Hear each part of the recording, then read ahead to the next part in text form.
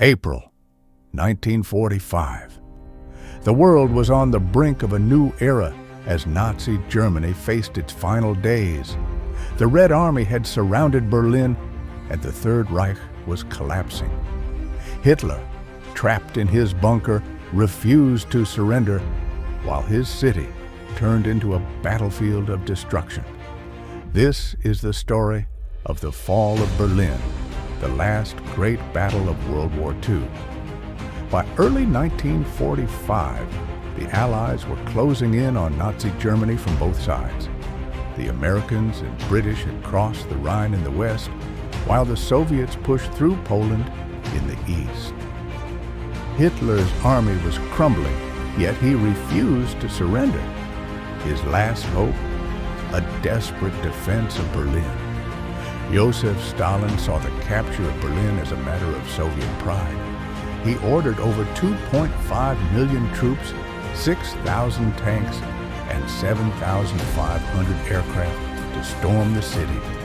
The Germans, outnumbered and outgunned, prepared for a hopeless last stand.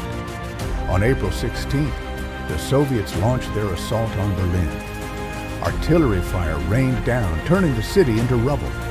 The Germans, with only 750,000 soldiers and barely any tanks left, fought desperately. Hitler ordered every man, woman, and even child to defend the Reich. As Soviet forces crossed the Oder River, Berlin's defenders collapsed. The Nazi leadership was in complete disarray, but Hitler still refused to admit defeat. In his underground bunker, he blamed his generals, the German people, and even reality itself. The battle inside Berlin was pure chaos. Every street, every building, every basement became a battleground.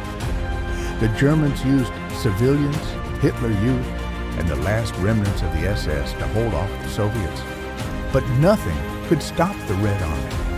The most symbolic moment came when Soviet soldiers reached the Reichstag, the heart of Nazi Germany. After a fierce battle, they raised the Soviet flag over the ruined building. The war in Europe was nearly over. By April 30th, Hitler realized the end had come. Surrounded, abandoned by many of his closest followers, he made his final decision. Alongside his new wife, Eva Braun, he took his own life. Their bodies were burned to prevent capture.